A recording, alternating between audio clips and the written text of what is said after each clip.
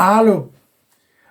Bonjour, bonjour na ba ndeko nyonso oyo bazwi lisusu opportunité ya kokutana ndeko na bango Henri Condé accompagné de Andrea Condé.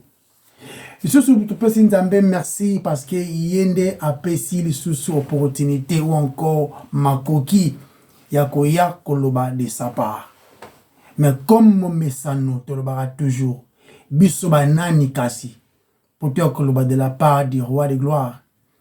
Kaka basumuki oyo babikisami nangolu.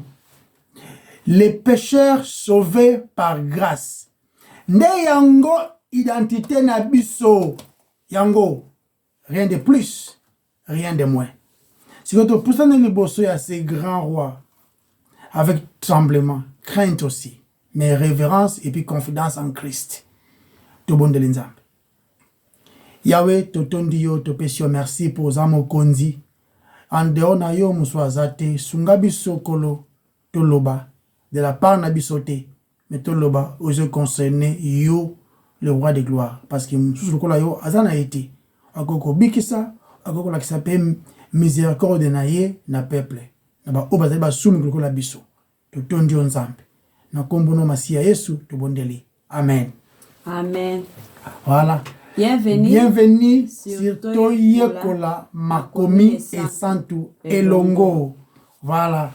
Le principe de jugement, oyo tokomona na Romain, Eza, tolobela déjà 5, mais na cité ngo le susu pour te se rappeler nango. Principe numéro 1. L'homme moral est rendu inexcusable devant Dieu, le juste juge. Principe, il y a jugement numéro 2. Et ça, le jugement de Dieu est selon la vérité. Principe, il y a jugement numéro 3. Le jugement de Dieu est inéluctable, c'est-à-dire il y a un échappement. Principe numéro 4. Les hommes ne doivent pas fuir Dieu. Verset 3, Romains chapitre 2. La fuite est impossible, mais ils doivent courir vers Dieu. La repentance est essentielle. Amen. Principe numéro 5. 4, non? Numéro 4, dans le lobby, les hommes ne doivent pas fuir Dieu. Okay. Non, c'est bon. Okay. Principe numéro 5. Un dernier jour de jugement pour les impies. Principe le principe numéro, il y a jugement numéro 6. Et ça que jugement Nzambe est ça parfaitement juste. Juste jugement Nzambe et ça pour la kisabiso que Dieu le juste juge ne se trompe pas. Non. Aza sérieux na oyo etali jugement. Tout en nous na Genèse chapitre 18 verset 25. Bible Genèse chapitre 18 verset 26 hein? Et le Bible faire mourir les justes avec les méchants, en sorte qu'il en soit du juste comme du méchant. Loin de toi cette manière d'agir. Loin de toi. Celui qui juge toute la terre n'exercera-t-il pas la justice? Ok. Tout en appel à Romains chapitre 9 verset 14. Romains chapitre 9 verset 14 de la Bible. Que dirons-nous donc? Y a-t-il en Dieu de l'injustice? Loin de là. Tant Nzambe oyaza le juste divin a péci verdict, il faut la juste.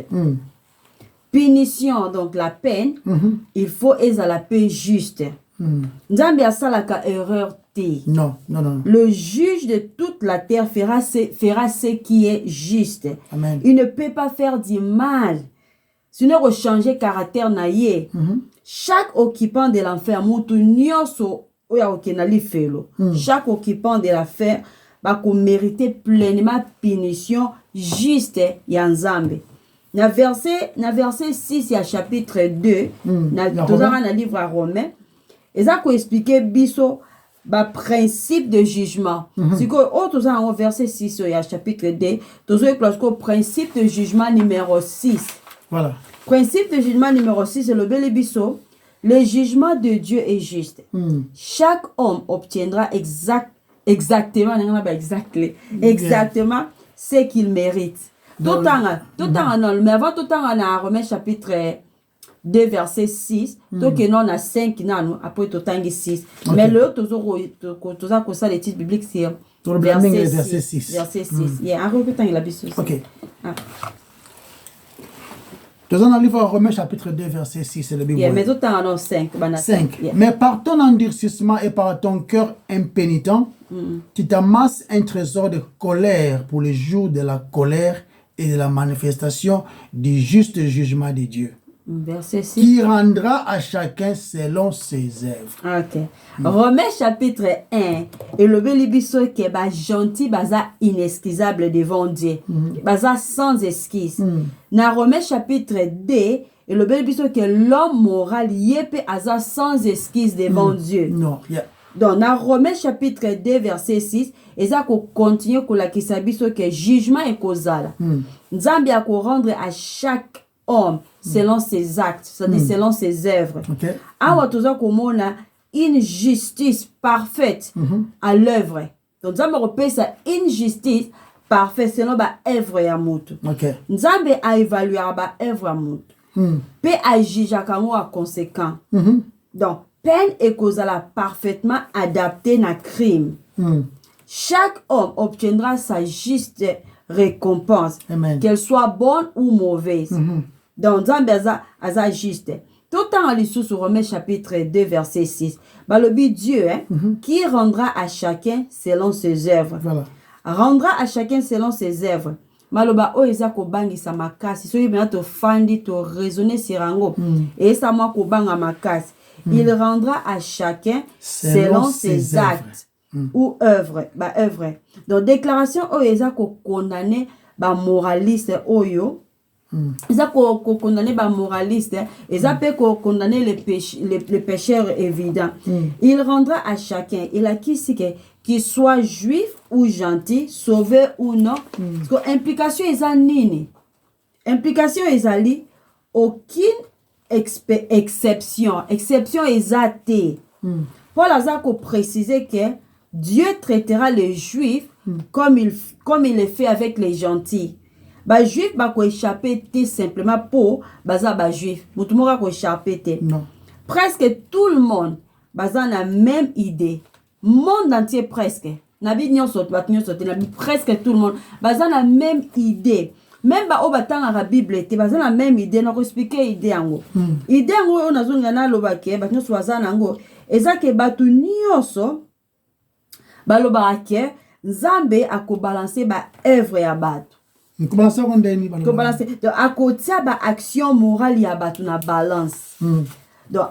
Donc akotia on a balance na sens que akotia toutes nos bonnes actions d'un côté et toutes nos mauvaises actions de l'autre.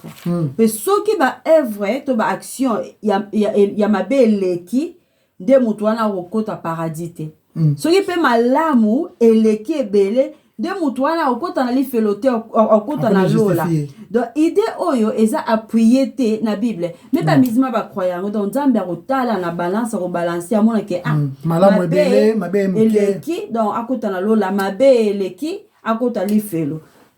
Et si ka moko te na Bible idée oyo eza appuyé. Donc mutu moko to ke na lola po azaki malamu. Mutu moko peta ke na li felo po azaki mabe. Donc eza bongo te. Bible lobi na verset 6, Dieu rendra à chacun selon ses œuvres. Voilà. Nzambaza tellement juste que tout bandelango et ça là on dirait répétition, mais c'est important. Quand on répète la chose plusieurs fois, ça permet aux gens de maîtriser, de comprendre et à voler nyonso. Pour que omi bouke la nyonso tout o ezanango ba justification par les œuvres. Tout ce bandelango parce que so lingo yana ba œuvre liboso ya Nzambe o amona la nyonso oza comme kosa quoi comme disent les Ivoiriens bato so balbara que non c'est que tu vas voir balbara mais ba na adage balbara c'est que omi tie musapi na misu omi kosi en d'autres termes.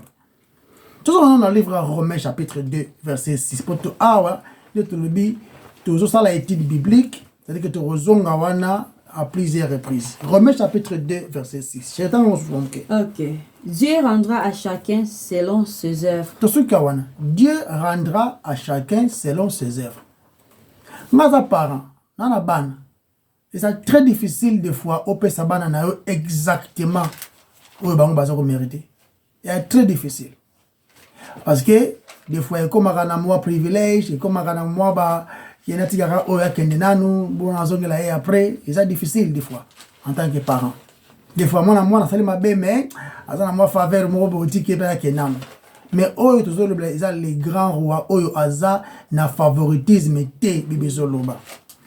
Nzamba ko rendre mutu akopesa à chacun selon son dû bibizoloba. Tala tant tozoloba awa tant bibizoloba Dieu rendra à chacun selon son œuvre. Te ba ke nzamba za mutu te. Bibelobi Dieu n'est pas un homme pour à bongwana. Il n'est pas le fils de l'homme pour à se tromper. Donc tout ce que Dieu fait est bon. Toutes les décisions que Dieu prend, elles sont bonnes. Et que la mabé na misu na yo, mon injustice mais nzamba juste, tout ce qu'il fait est bon. C'est-à-dire que avant tout mon justice moko parfaite yanzamba. Et allez se manifester sur quoi. Comment ça bakangi moyibi, bakangi en flagrance, ba memi na juge o aza juste. Aza on a tenté à comme koko ça o tendeni non. Maintenant awa toujours le blanc, on n'a pas besoin des évidences ya batou. Nzamba yebi nyonso mona ga nyonso déjà. Donc toujours le blanc awa manifestation il y a justice parfaite en Nzambe. Nzamba zali ko évaluer ba œuvre ya batou individuellement. Individuellement. Donc c'est-à-dire que à soit évaluer individuellement pour que le jugement n'aille et ça les correctement. À ça on a besoin il y a aide à monter tout ce qui est fait est bon. Sinon tango basala ka jugement basali ba analyse ya mabe ya malamu et tout pour que ba paie sa sentence. Pénalité ou encore sentence, il allait conformément à crime commis. C'est-à-dire, ce qui moutou abomaki et que balobaki sentence y a crime à sali, il faut pas bomaye, de pas bomaye. Mais ce pas le que mouta ibaki lipa et comme on sait non sentence na ezali à contre la bolo quoi 2 jours, so bino bomiye, bo briser loi d'une manière ou d'une autre. C'est comme Nzambe aza yende aza auteur même ya justice. Donc atali tanga moko ya injustice c'est pas na ezate. Ezate. Tu maintenant ya andal baki ya wa ezako bangisa. Andal ba it is scary. Ya bangisa ka. Ukoyeba ke Nzamba yebi nyonso et puis aza na l'autre côté, aza influencé pe na l'autre côté, aza parfait. Bandeko. C'est comme ça Dieu est. Nous nyonso à recevoir son dû. Son dû. C'est quoi? Message oyo autour balelo. Ezali na passage belé aujourd'hui. On mena na beta sete moko. Tant tozolo banzamba ko juger malamu na ba mabe.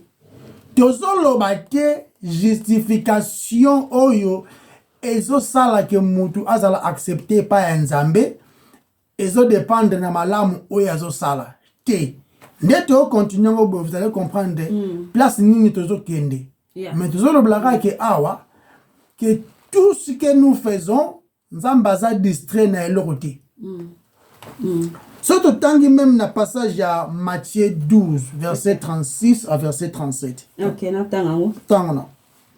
Oh. Je vous le déclare, au jour du jugement, les hommes rendront compte de toute parole sans fondement qu'ils auront prononcée. En effet, c'est en fonction de tes propres paroles que tu seras déclaré juste ou que tu seras condamné. Voilà. Na maloba na yo moko ozali déclaré juste ou encore ozali condamné. Papa, mutu moko te akoki koloba na mokilo ya se. Tena munoko na ye alobaka o eza juste azate rien azate que y a le baka et peut-être na maloba na yo moko ozala justifier ou encore ozala condamner bazo batte que non de temps en temps je parle la vérité, je dis la vérité de temps en temps na kosa nanga moi 5 fois na moi mais na ba mingi vérité en tout cas je dis plus la vérité que na le ba okuta bazo le blango tende ngwana bazo le bango le ba mingi vérité non en tout cas le balanga vérité mingi mais kosa ta moi 2 fois na moi tu vois non ndengwana te awezaleli nzambe te ya partialité ozwa enetika na mwa temps moko boye akangi misu temps o soki déjà na vie na yo munoko na yo eloba makambo oyo ezali juste te oza déjà na condamnation donc so lobi que non na maloba na yo ya malamu koloba nde oza justifier koya ko tutela ba idée que non na convaincre nzambe par des choses que j'ai dit ya bien nazalaka papa boboto nazalaka muto asungaka soki ndenge nini j'ai dit de bonnes choses je donne de bons conseils nazakutu soki guru ou bien motivateur te ndo nanga te bandeko donc ezali maloba oyo so do texte ya pamba ezo condamné biso déjà texte ya pamba kaka kotanga ya pamba déjà omoni condamnation na biso bato abi nzamba ko tenir bi bato rigueur na toute parole c'est bien non bango sans fondement tout na ba version musu ba benyango na version moko boy na tanga na Louis II ezoloba 36 dans 36 il bezoloba abi je vous le dis aujourd'hui au jour du jugement les hommes rendront compte de toute parole vaine vaine de maloba oyo ezanga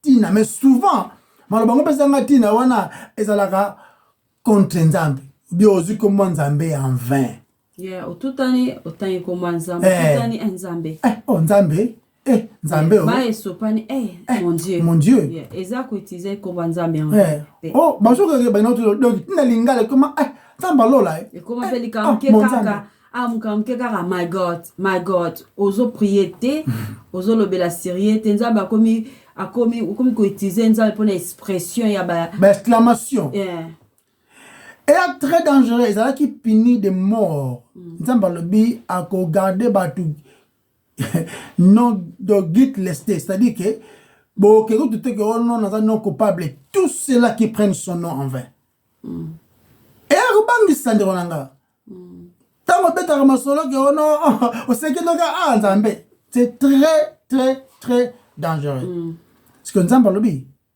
akotenir bato rigueur na makambo wana c'est que yo osalaka ngo te quand tu as échappé que ngako tona tukana sona comment nzambe à 21 tant bazolo ba parole vaine bible le bien tout ce qui respire loue l'Éternel non loue l'Éternel que louer c'est que publier ba au fait nzambe na maloba na yo mais malheureusement dans la langue que nous avons bible dit la langue est à côté non mais c'est dans la même langue où vous allez ko bénir vous allez pas comment dire c'est-à-dire que d'une manière ou une autre notre langue avait toloba makamaloba oyo et pesa ki nzambe lokumute n'est pas toujours koya na mbano les hommes seront jugés conformément à leurs paroles c'est-à-dire nos propres actions, nos propres paroles, et ils ont déjà côté les ma contribution.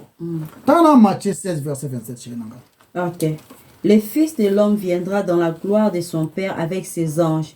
Et alors il donnera à chacun ce que lui auront valu ses actes. Voilà. Donc, ils ont rendre salaire. Si ça 30 jours dans mon salaire, ou bien un mois dans le boulot, ils ont ça au salaire na yo.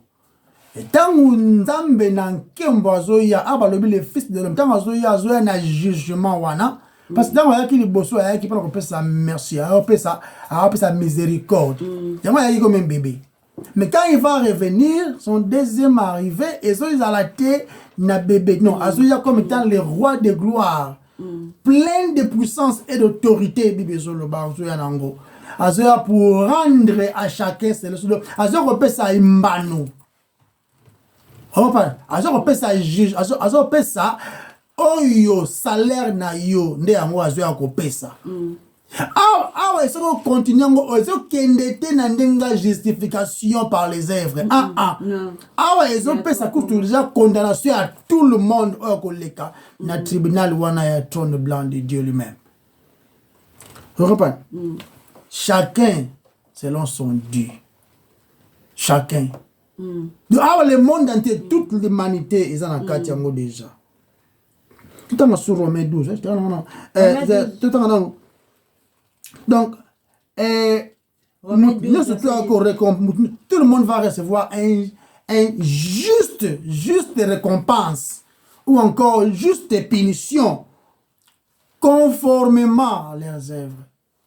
De eux kende na ce que l'homme fait à présenter en Liboso Nzambe. Nzambe déjà a perçu biso ba proposition nyo soto comprendre soto yeli ko ndengona. Tout ce qui est en condamnation. Quand on a un karaté, na sérieux pena bateau baza aza sauvé te maza moral. Dans la montagne, sur la œuvre yo so moto asala ka ya bientôt ya malamu. Ezelo wandeti au kena shop au bimi moniko komo kaso ko bunda na melo ka po yo mo memeli yo tele na voiture. Bateau ba œuvre nyonso Nzambe akojije yango. Babi il rendra à chacun selon ses œuvres. Mais abazo liango na salute. Eza toujours to continuer à te comprendre yango. C'est tout en Romains chapitre 12, verset combien? Verset 19. Romains 12, verset 19. Mes amis, ne vous vengez pas vous-même, mais laissez agir la colère de Dieu, car il est écrit, c'est à moi qu'il appartient de faire justice. C'est moi qui rendrai à chacun son dû. À moi la vengeance, à moi la rétribution. Nous avons dit ça, ah ouais. Ceux qui ont venger, ils ont été, c'est vrai, nous vivons dans un monde où batu bakoyoko offenser yo d'une manière ou d'une autre. Mais Nzambe alobi yende aza na vengeance parce que tant qu'on ma vengeance, aza monter na ndenge ya kanaï ce qui ndenge ni non, elle est juste. Elle est juste. Donc azo raté le côté, donc l'autre côté est caché devant yé, rien, et l'autre côté. Donc Nzambe, Dieu va donc payer les hommes par pour la méchanceté oyo batu basali tabazolo ba pour la méchanceté oyo batu basali donc nanga on va se rendre compte que na yo nanga to na kat ndé André lobi ao edeki koko wana maki moye loko c'est une action c'est vrai mais ko sala eloko malamu comme si yo mutu malamu te non ko sala action moko malamu comme si yo mutu malamu te parce que moyibi pe asunga bana net et be action bien de temps en temps mazolo ba awa a juger méchanceté ya batu parce que dans l'homme il y a rien de bon ezola kisabiso na ba voler nyonso ko yate ke na te ya kana yemba kana sala ka bona sunga ka batu ngato na tanga mingi na yebi nyonso ona ki yomoko e la kisoka ki condamnation ezali tout dans le livre de Timothée donc na ona ba maloba loba nzambe pour te comprendre valeur maloba o 2 Timothée 4 verset 14 4 verset combien 14. OK yango Alexandre les forgerons terre. Yeah. Non. Alexandre le forgeron m'a fait beaucoup de mal. Hein? Ah, peut-être pas la Zoloba. Le Seigneur lui rendra selon ses œuvres. Asalinga ma bébélé. Asali qui cause porte-parole pour me belé. Forgeron bateau basala babiki kowana. Hein? Mais pas te parler bien wa nzamba ko rendre selon ses œuvres de na méchanceté na yé wana nzambe nda ko rendre to yé to so insister awa tant que déjà au botama au vivre na mon kilo c'est nzamba zo renouveler au paiement du jour au lendemain ko yakate na justice moko boye na biboyo moko et simbate j'ai Nzamba ko compensation selon conformément à leurs œuvres. Toyaka kutu te. Tout dans son livre Révélation 18 chapitre 4 et 6 sur au sauté mon que juge 1 6. Tout en banana Révélation. La Révélation. OK, combien? 18 verset 4 à 6. OK. Apocalypse. Ah, voilà, chapitre Apocalypse 18, verset 4 à 6. Verset 4 à 6. Hmm. Puis j'attendis encore une autre voix venant du ciel qui disait, sortez du milieu d'elle, membres de mon peuple, afin de ne pas participer à ses péchés et de ne pas être frappé avec eux des flots qui vont l'atteindre. Car ces péchés se sont amoncelés jusqu'au ciel. Et Dieu s'est souvenu de toutes ses actions injustes. Voilà. Traitez-la comme elle a traité les autres. Payez-la au double de ses méfaits. Et dans la coupe où elle donnait à boire aux autres, versez-lui une mixture 2 fois plus forte. Voilà, ce qu'on a. Awa, tomoni pe lisusu mise en garde. Nzamba pesi mise en garde na bandenge ebele ya ko se mêler na mabe.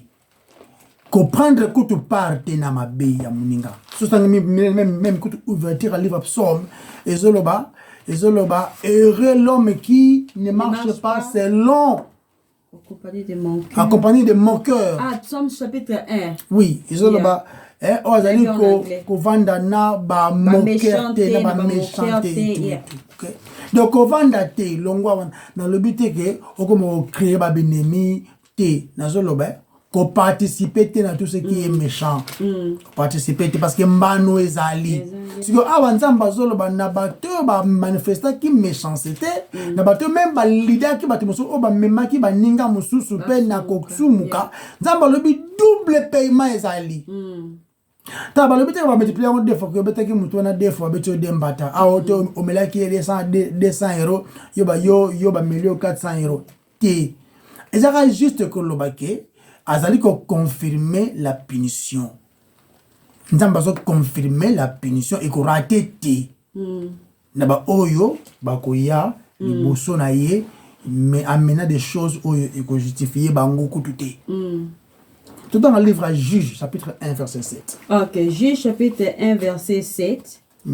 Bible lobby. Adoni Bezek s'exclama. 70 rois dont on avait coupé les pouces de main et de pieds, ramassé les miettes qui tombaient sous ma table. Dieu m'a rendu ce que je fais. On l'amènera à Jérusalem, on l'amena à Jérusalem et c'est là qu'il mourut. Voilà. Oza roi moko azaki kanai. Basala e même loko ya basala bato. Ba roi na kana kuna. Basala ki même loko ya sala ki bato. Tia ki ya kokufa. Donc nzamba zo la kisabiso kaka to ba verset au poto comprendre que non. Et le côté il est kaka boy. Et le côté na boto ko kende makambo no dans le monde to ba boyete. Mo banzambe za vrai koleka. Il y a un autre exemple mon boyer terrestre. On ne se moque pas de Dieu. On ne se moque pas de Dieu. C'est tellement juste que tout y a été justification ya biso moko et si mathématique kende place pour comprendre ça. Na 2 Samuel chapitre 3 verset 39. Même si j'ai reçu l'onction royale, je suis encore faible. Et ces gens, les fils de Séruya, sont trop puissants que moi. Que l'Éternel lui-même punisse celui qui a commis ce crime selon le mal qu'il a fait.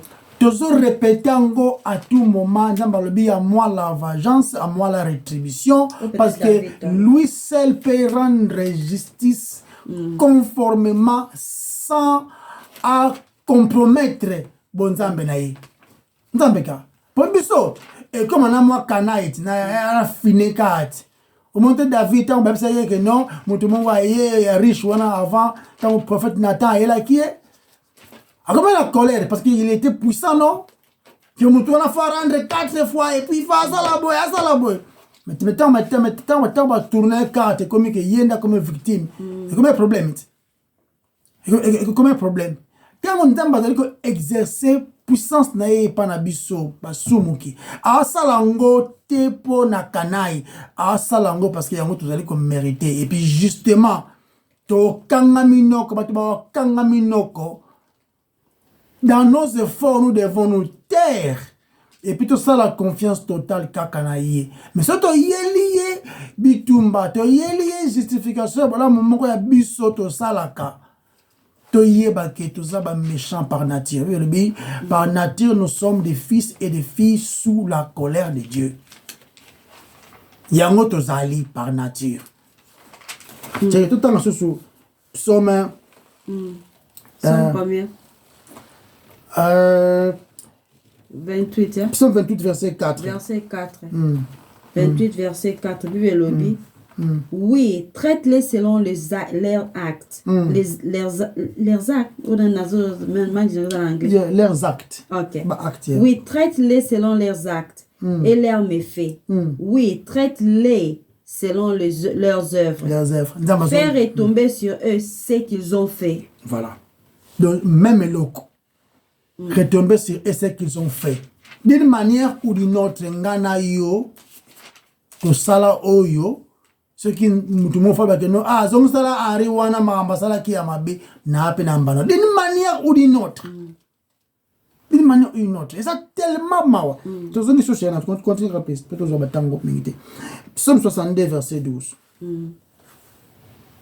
Dieu a dit une chose et il a répété et je l'ai attendu. La puissance est à Dieu. Ok. À toi, à toi aussi, Seigneur, appartient la bonté, car tu rends à chacun selon ce qu'il a fait. Voilà. Donc, Psaume 62, verset 12 à 13. Voilà. Même loco. Dans ce psaume 94, verset 1 à 2, Dieu de vengeance, éternel, Dieu de vengeance, pareil. Lève-toi, juge de la terre. Rends aux superbes selon leurs œuvres. Rends aux superbes selon leurs œuvres. Ce qui est notre lobby. Jusqu'à quand les méchants, ô éternel, jusqu'à quand les méchants triompheront-ils? Et ça, ça veut dire plaider. Nzambe azaliko lobakeo alobite ke abosani Nzambe à la colère. Pour il y a des raisons, non? Dans le livre 2 Pierre 3 verset 9, c'est pour au monake l'enterre en Nzambe ça te pour ça faible. Non. Ah non, azaliko ça toujours miséricorde, il fait que tout le monde parvienne à la repentance. En fait, il va sauver. Yango de Nzambe sala. Ok, tu continues plus. Proverbe 22, verset 12. Tu peux savoir verset belé pour que tu comprendre qui est Dieu. L'Éternel veille sur la connaissance, mais il confond les propos différents. Perfides. C'est un temps qu'on a version au côté de l'Oba. Et ça, combien de Proverbe 22, verset 12. Hein? Yeah. Proverbe 22, verset 12. Et le Biboye. Les yeux de l'Éternel gardent la science, mais il confond les paroles du perfide. Yeah? Donc, dans un sens, il y a orgueilleux. Nous allons confondre. Nous allons confondre oyo. Nous allons justice dans le bango. Des orgueilleux, des gens qui se font justice eux-mêmes. Dans le sens où nous allons confondre bango. Parce que y a des gens qui ont la justice d'une manière parfaite. Okay. Lamentation 3, verset 4. Lamentation 3, verset 64. 64. Ok. Bible le biawa. Tu les rétribueras. Tu les rétribueras au éternel. Suivant ce qu'ils ont fait. Donc, par rapport à Nebasaleli. Donc, d'une manière juste. Tout ce sont en Jérémie 17, s'il vous plaît. Jérémie 17, verset 10. Jérémie chapitre 17, verset 10. Moi l'Éternel, moi je sonde le cœur et je scrute le profond de l'être pour donner à chacun ce qui lui auront valu sa conduite et les effets et ses agissements. Donc, là ici, dans l'ouverture, il y a étude biblique à l'élo que Nzambe a juste à rendre batu oyo bazali komérité. Et batu ango basumuki oyo ezayo nanga par rapport à nos œuvres. Mais tu continues là, tu continues. Ok. Toza toujours toza toujours na Romains chapitre 2 verset 6. Dieu rendra à chacun selon ses œuvres. Jugement est selon les actes. Bah principe il y a jugement par les actes ou bien œuvre. Ezalaki très familier na l'Angleterre. Ezalaki très familier na ba lecteur juif. Pour ezalaki clairement enseigné dans l'Ancien Testament. Henri a pesi par exemple belé donc baxandam pe donc répéter belé. Donc répéter pendant. Par exemple, Esaïa rapporta ki maloba ya Nzambe na ba juif. Tout en ligne yango aloba ki passage ni yango oyo eza kolobela so sir jugement eza selon les actes. Na Esaïe chapitre 30 verset 10 à 11 Bible lobby. Dites que le juste prospérera. Dites que le juste prospérera. Car il jouira du fruit de ses œuvres. Malheur au méchant, il sera dans l'infortune. Car il requérera les produits de ses mains. Et ça un passage parallèle dans Jérémie. En Jérémie 17 verset 10. Bible dit, moi l'Éternel, j'éprouve le cœur. Je sonde les reins pour rendre à chacun selon ses voies. Selon le fruit de ses œuvres. Jérémie Pekara tout a rapporté à nouveau que l'Éternel des armées, Asa celui qui est na verset 19 il y a chapitre 32 l'Éternel Asa grand, tu es grand en conseil et puissant en action. Tu as les yeux ouverts sur toutes les voies des enfants des hommes pour rendre à chacun selon ses œuvres, selon le fruit de ses œuvres. Job parle bien qui il rend à l'homme selon ses œuvres. Job 34 verset 11. Il rétribue chacun selon ses voies. Na Psaume P62 à toi Seigneur la bonté, car tu rends à chacun selon ses œuvres. Na Proverbe 29 12 P lobby, si tu dis nous ne savions pas, celui qui veille sur ton âme ne le connaît-il pas? Et ne rendra-t-il pas à chacun selon ses œuvres? Donc, justification exacte, nous c'est justifié. L'Éternel a yé bignos. Le passage, mon sous impliqué, biso ba principe oyo. Ba principe, il y a jugement selon les œuvres. Dans le Nouveau Testament, ils appellent autant à mais beaucoup notango. Ils ont la Matthieu 16, verset 27. Ils ont la 1 Corinthiens 3, verset 8. Ils ont la 2 Corinthiens 5, verset 10. Et ça, Apocalypse 2, verset 23. Tout le temps, verset ça parce que il y a un autre étude biblique pour tout le temps. Et ça, Apocalypse 20, verset 12. Apocalypse 22, verset 12. Et na suki si wana pose pende belé. Na suki si na Romains chapitre 14, verset 12. La justice de Dieu. Et ça, le jugement selon ba acte yabat. Donc, Paul a zate pour enseigner comment une personne est justifiée, c'est-à-dire comment une personne est déclarée juste. Car c'est ça qui s'habille sur les principes généraux sur la justice. C'est ça qu'on ignore dans le gospel, l'évangile. C'est ça qu'on ignore. Que tous les hommes doivent être jugés. Exception à tes bisognos. Il faut tous les canaux jugement. Pour la zape ko suggérer que ça la malamu et même mutuna lola. Non, ça langote. Car c'est ça qu'on préciser que connaître les biens ne suffit pas. Non plus que ça la malamu. Na bref, na section où il y a Romains autour ça la chapitre 2 pour la zapete qu'on décrit la base du salut, mais la base du jugement. Alors qui si bison ndengeni. Paul azate ko décrit biso sur la base du salut. Non. Mais on va expliquer biso da ko décrit ça biso to comprendre la base du jugement. Alors qui si biso ndengeni ni ba païen baza ko mériter jugement na Romains chapitre 1.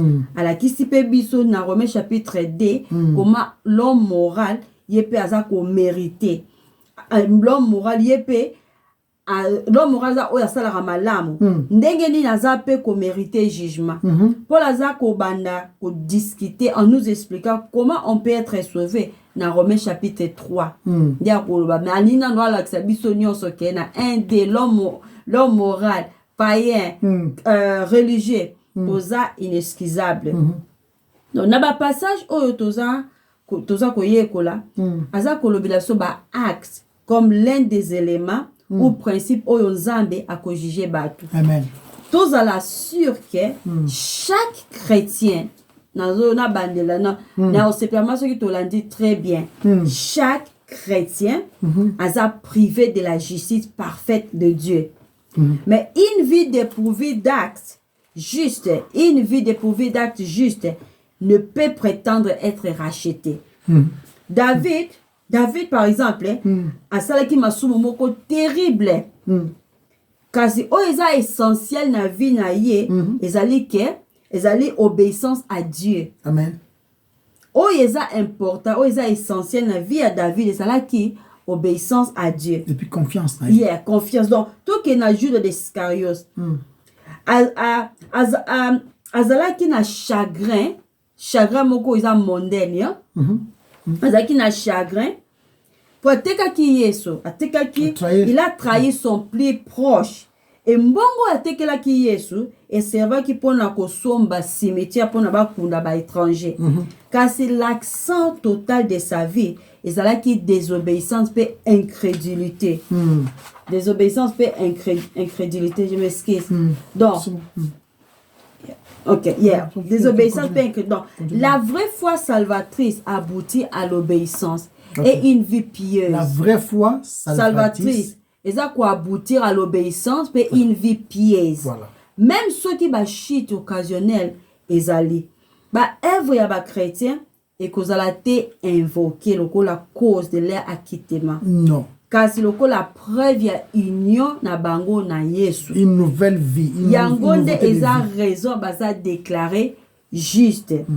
Passage oyo toza kotanga oyo toza sa étude Luc na biso eza kolakisa ba principe ebele oyo pe eza trouver na ba passage mosusu donc ekozala na ba variété na ba variété pe na ba degré ya récompense pe punition ya batu nyonso ekozala te égal eza ndenge moko te na pe sa passage en d'autres termes ba méchant ba kozala puni à la fois à cause de leurs actes et selon leurs actes. Yesu même expliquait que une plus grande lumière et comme même un grand degré à jugement que na ba oyo ba pesa melaki ba okaka moins de lumière. C'est-à-dire mutu à répondre à répondre te na lumière o nzambe a pesiye pour avoir confiance na ye, foi na ye na nzambe. Donc, tout en dans Matthieu chapitre 14, verset 23. Ok. Matthieu 14, chapitre 23, verset 23 de Bible. Matthieu 11, 24. Hein? Yes. C'est pourquoi je vous l'ai dit, au jour du jugement, le pays de Sodome sera traité moins rigoureusement que toi. Yeah. Donc, dans le chapitre, toujours la question abaté belé, par exemple, le privilège, par exemple, bano babotami nanda awa. Bango bazana lumière ebele par rapport ya bana oyo batikali te koyeba Bible ou batangela ba Bible te les ba musulmans par exemple. Donc c'est-à-dire ceux qui va répondre te na lumière o nzamba te kat na bango ba za juger sévèrement non par rapport ya bana mususu. Donc chapitre sévérité wana biso to yebité nzambe nde ayebi ndenge na mais ba degré ezali ya punition selon ba action ya bato ba œuvre ya bato. Donc chapitre 1 puis dans chapitre 2 à Romains, puis première partie à chapitre 3, la nouvelle langue est union somabe. Les union somabe. Mutoaza mosumu qui paye moral. Même à son point moral le plus élevé, il manque les cibles. Azakara mosika ya kosepelisa nzambe na yemoko. Même la vie morale. Azakara kozanga les normes de Dieu. De sorte que de sorte que tant comme par exemple tant comme dans chapitre 3 verset 19 na verset 20 tout Romains chapitre 3 verset 19 hein. 3 verset OK. Romains chapitre 3 verset 19. Or nous savons que tout ce qui dit la loi, elle est dit à ceux qui sont sous la loi, afin que toute la bouche soit fermée et que tout le monde soit reconnu coupable devant Dieu.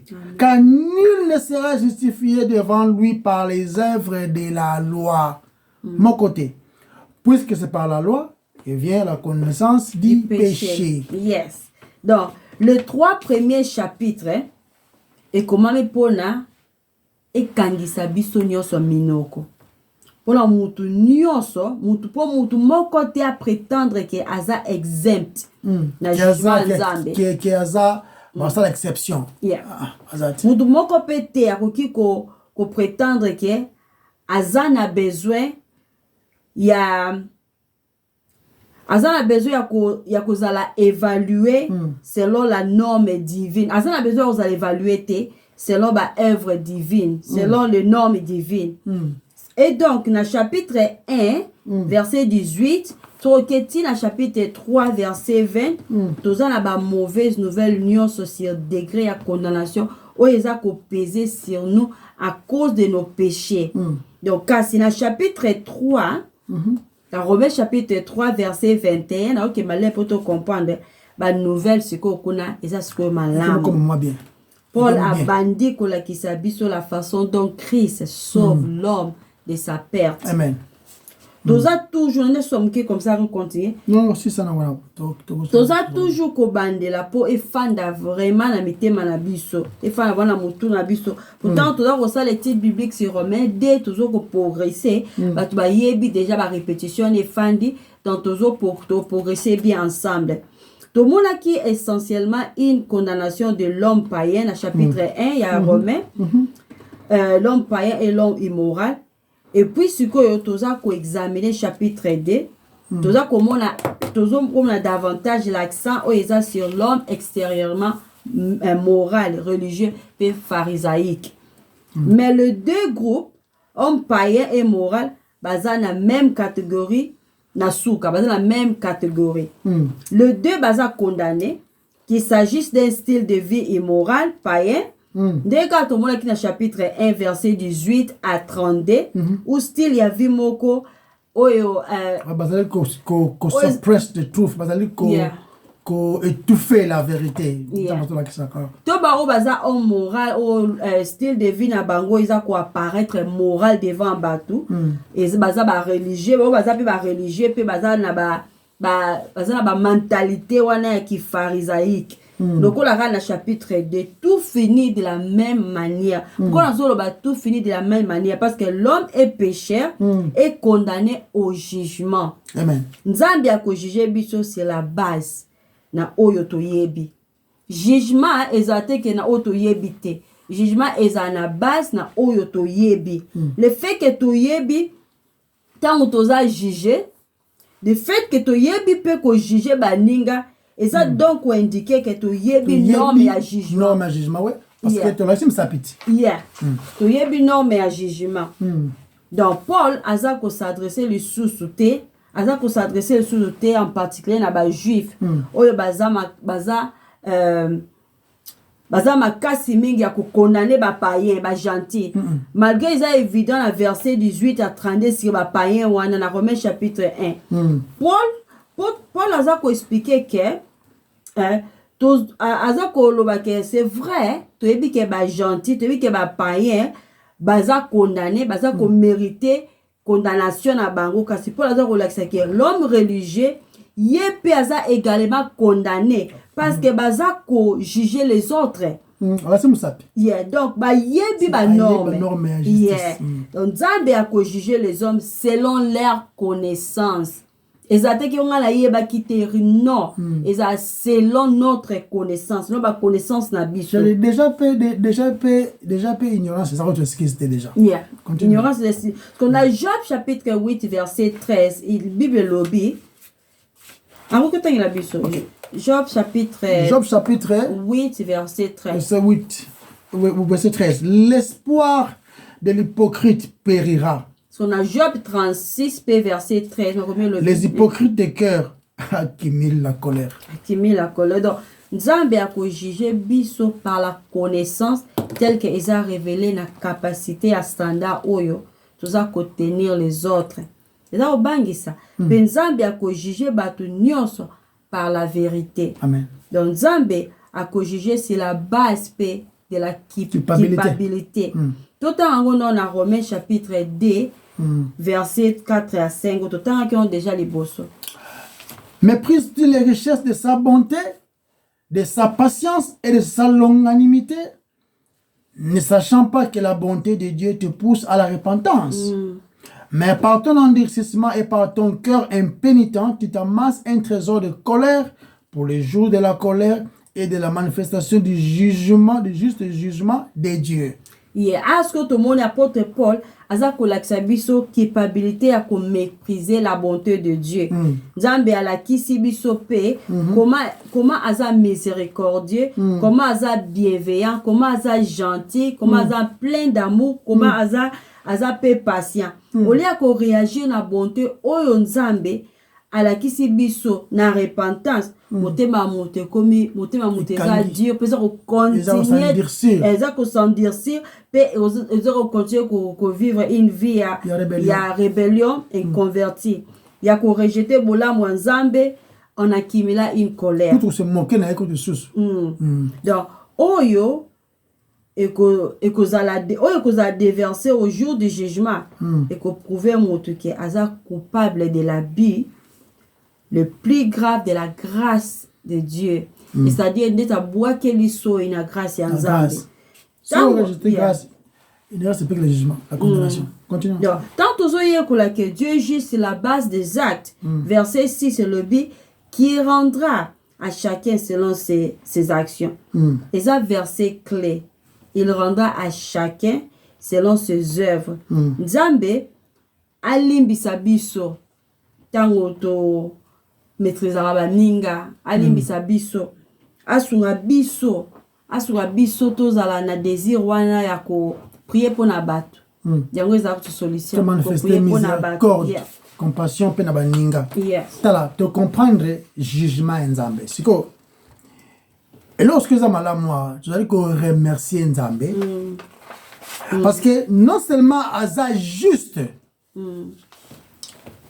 Parce que Dieu de justice, oh Dieu azali, mais aussi azali Dieu de grâce.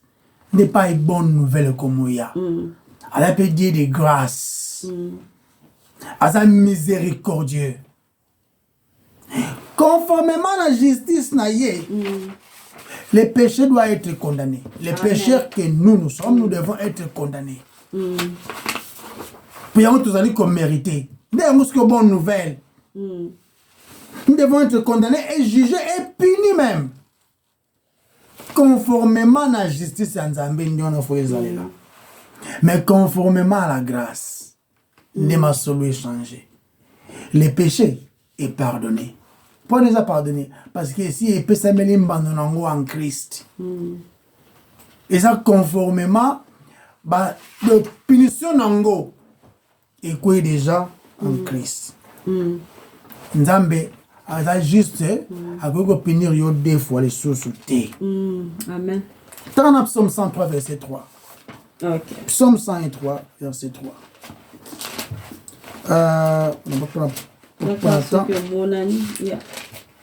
Psaume 103 verset combien? Psaume 103 verset 3 le biboy. C'est lui qui pardonne toutes tes iniquités. Amen. Toutes tes iniquités. Qui guérit toutes tes maladies. Atrobo limbisi. Bazolo bate malaria.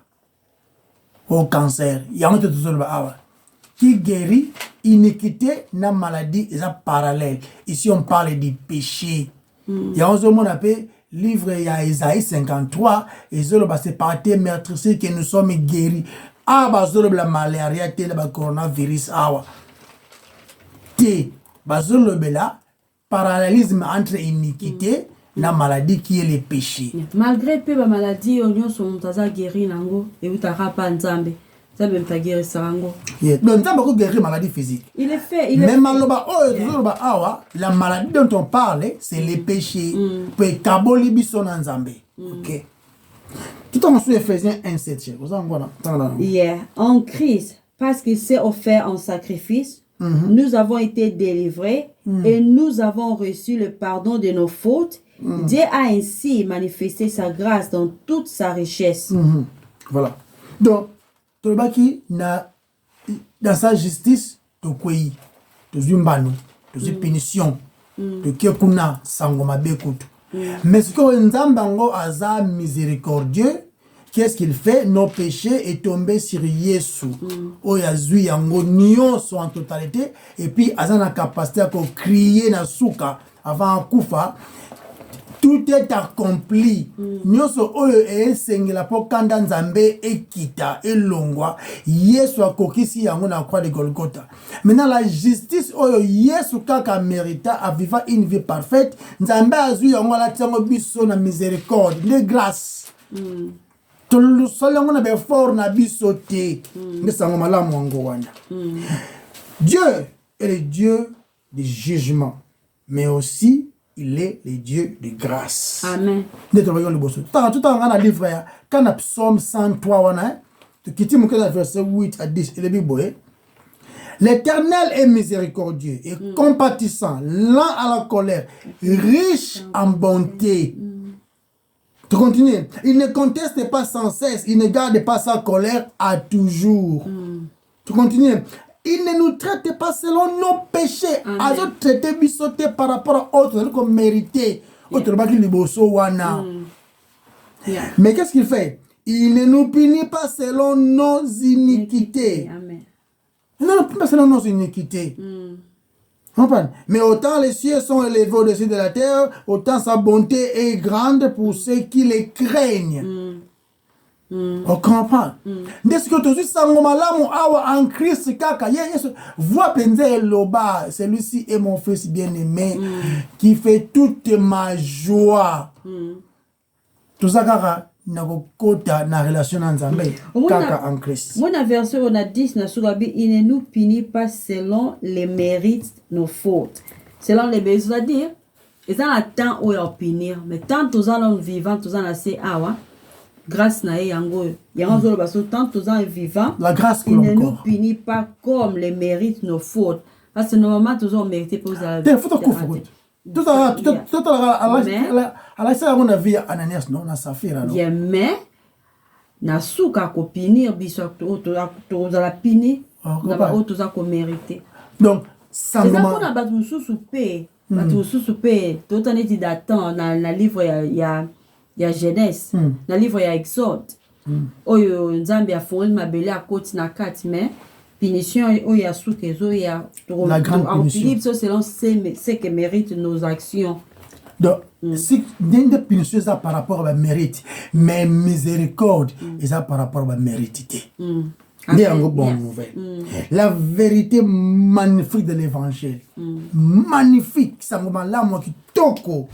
Zali ki nzambe azali miséricordieux, a plein de grâce, plein de bonté en lui à l'égard des pécheurs que nous sommes. Aza na bonté mingi na biso. A manifester bonté wana parce que masumu na biso e futami totalement en Christ. Sinon comme injuste non, sinon un jugement corrompu non.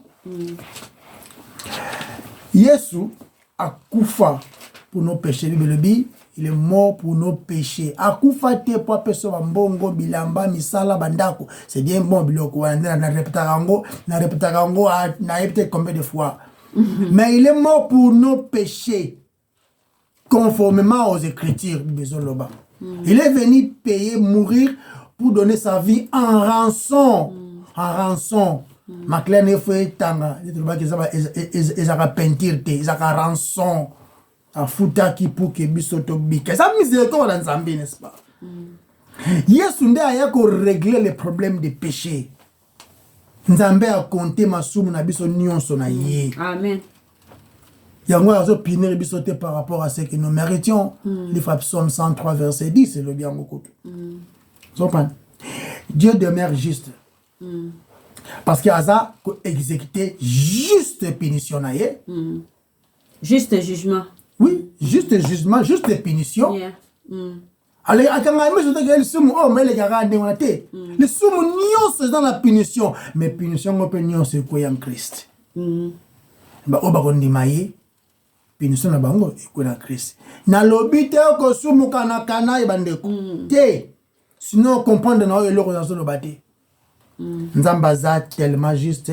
Sa colère par rapport colère na ye oyo fait quoi na biso et croyez pas na ye le châtiment qui nous donne la paix c'est tombé sur lui de te battre la fois passée dans le livre Isaïe 53 ils ont le bongo mais en même temps asa capable de justifier basumu qui on dit betinange parce que les just and the justifier les justes et les justificateurs c'est faux donc bien même ndengwana yabanani yabasumu qui asa juste pas ça capable de condamner les pécheurs mais aussi azali les plus grands défenseurs yabasumu qui et en prenant leur faute par en lui-même ça nzambe ka fala la maila mandelwana nzambe ka fala na maila ndengwana bato bako se repentir pour placer confiance na bango total en Christ koyate na malamu sala kapo kabaki mbongo pesa ki bato ba mapa pesa ki bato ba loso pesa ki bato ba jus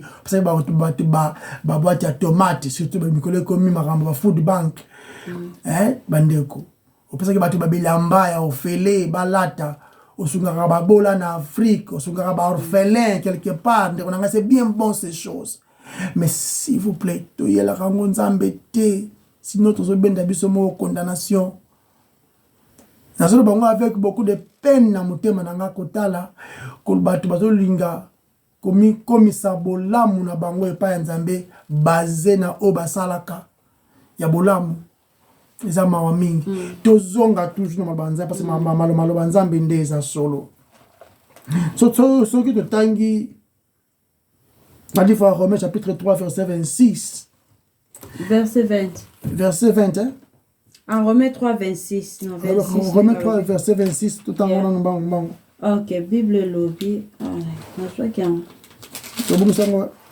la zone sous autant de sa patience ces sacrifices montrent aussi la justice de Dieu dans les temps présents.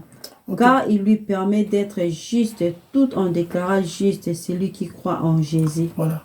Juste et puis justificateur.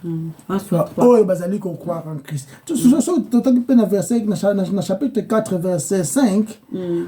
Et à celui qui ne fait point d'œuvre, mais qui croit en celui qui justifie l'impie. Sa foi lui est imputée la justice. La justice. Mais quand Isaac et Abraham, non, il a cru. Et tant qu'il y a un demi, Nzambe a compté comme étant justice. Et pas naïe. Pas naïe. Toya na Nzambe kaka na makolo na Yesu. Na wap na nengeni kaka na repentance pe kondima. Na repentance pe kondima. Na ba everything. Na ba everything.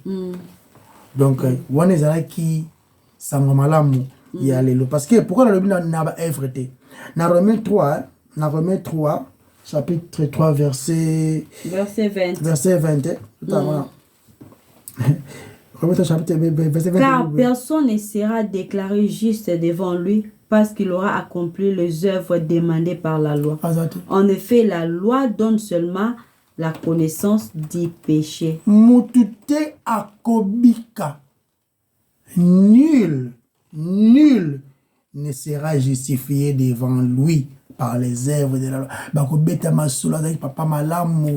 Raison, en effet, la loi donne seulement la connaissance du péché.